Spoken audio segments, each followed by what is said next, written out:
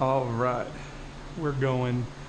My mother-in-law just got us some stuff and I don't have anywhere to do it, so we're just gonna go take it on a drive. I figured I'd share this with this Ranger since I have all this stuff, so let's go. The kids might like that, but we don't need that. Okay, let's throw this back here. Yeah, it is my '04 Ranger.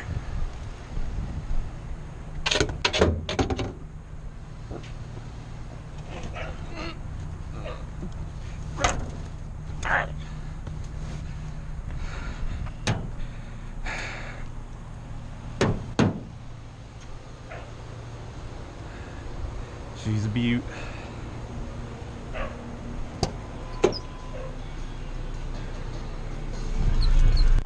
Oh, no, don't turn that on. Turn that off. All right.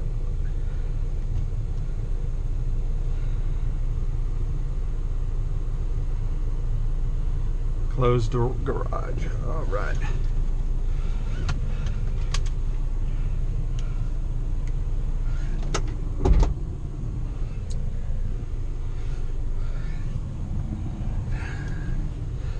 Yeah, I will say this is one of the best vehicles I've ever owned.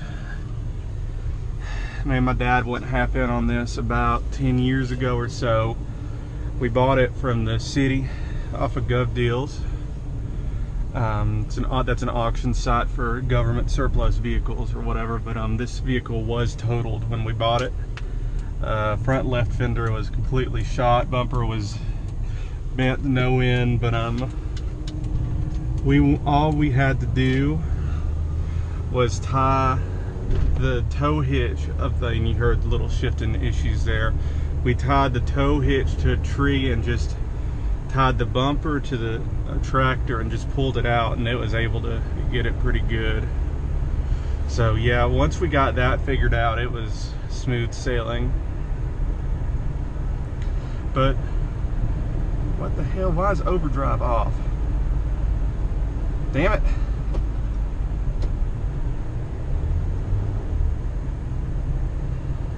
Oh shit. Alright, I'll cross that. We'll figure that shit out later.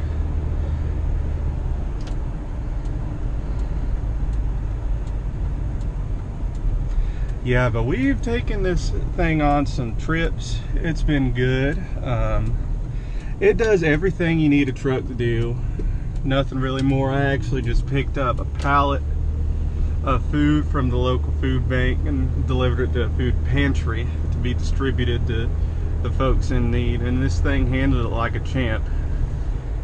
That's something I feel like a lot of truck owners who get a full-size pickup truck, they don't really do that often. So it's nice to know, you know, you can get a smaller pickup that can do pretty much whatever you need to do, like as far as normal day-to-day truck stuff.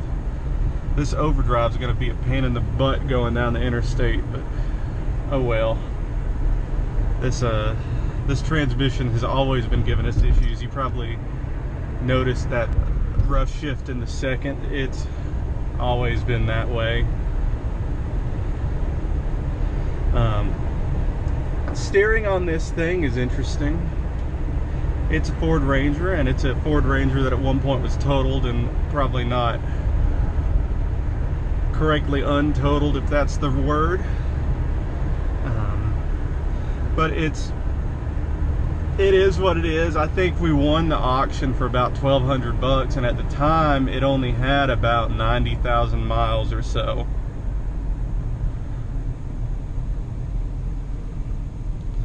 Hold on, I'm gonna see if I can clear this lot.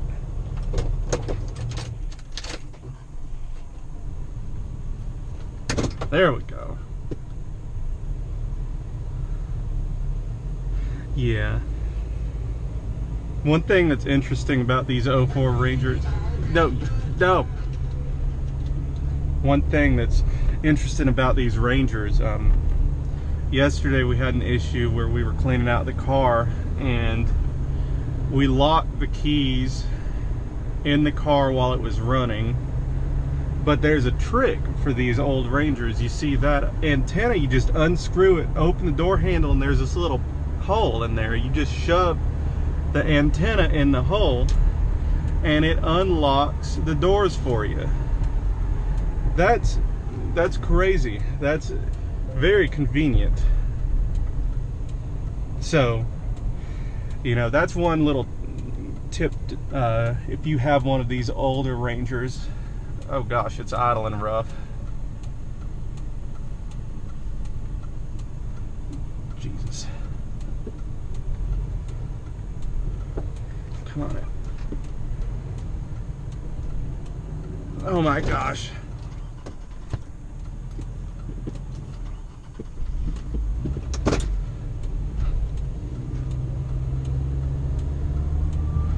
Yeah. As you can see, there's still some issues and electrical gremlins, but other than that, it's fine, you know. Oh gosh.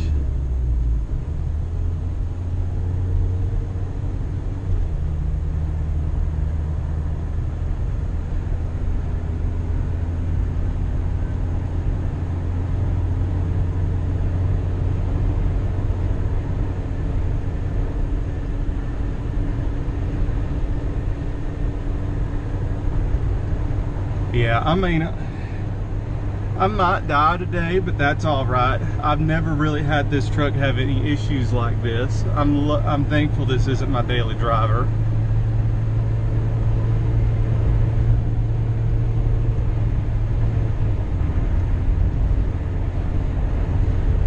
And you know, we're on the interstate, we're going 60 miles an hour, and it is honestly a little bit scary.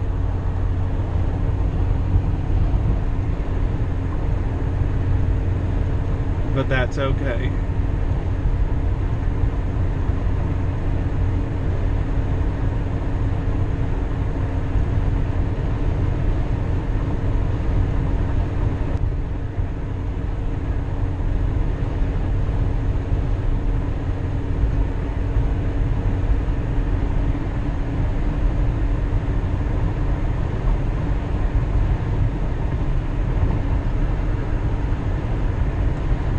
See, we're cruising about 70 miles an hour. We're about 2,500 RPM or so. I don't know what was going on. I don't know what was going on. I know my dad did something with the spark plugs the other day, so I'm wondering if maybe the distributor cap, he didn't put them back on and it's misfiring on a cylinder or so. But when I was driving the pallet, it seemed to drive fine. No issues at all.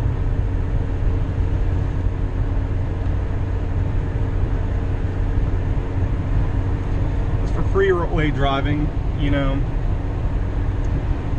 it's not luxurious or anything. It'll do the trick. It is difficult. I'm 6'5". I really have to duck down to see how fast I'm going.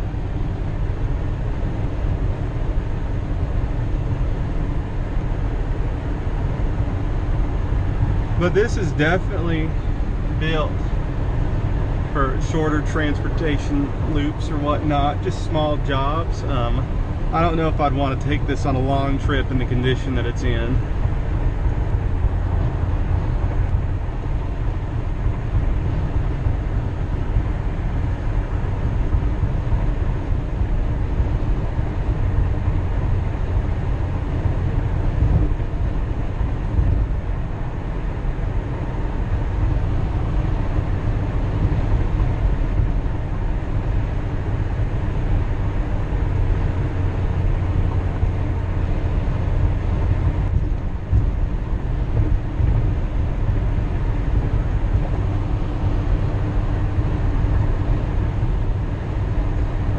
And it is nice to just step back and drive an older car.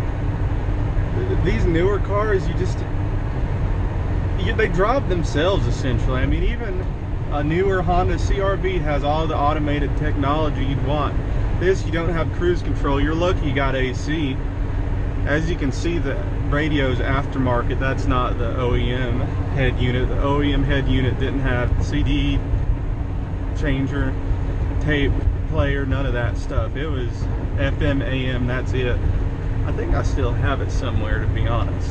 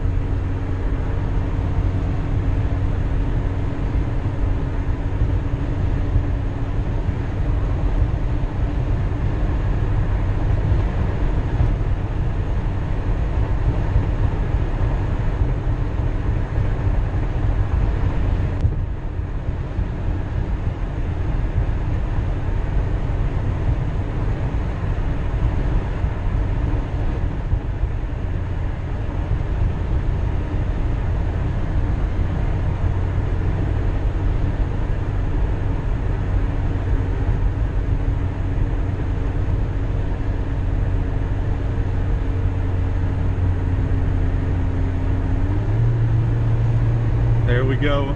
Oh, Jesus.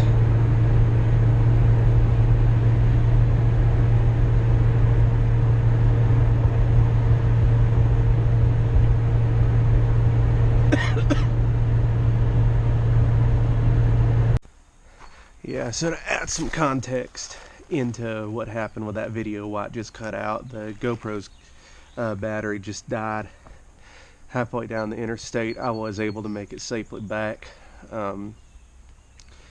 So the biggest issue that we noticed, or that I've noticed, is the idle control valve. I think that's the part. Apparently when they get hot, they kind of malfunction a little bit, and it was weird, because after about 5 minutes or so of it being off, I turned it back on and it was idling at about 1,000 RPM like normal. So we're gonna try next week. I gotta go and get a pallet of eggs from the food bank, deliver it to a food pantry. So I'll record that trip, and hopefully I can get a better video of what the truck is like to actually do truck stuff, because it is a good truck. That's all you really need. But yeah, until then, y'all take care.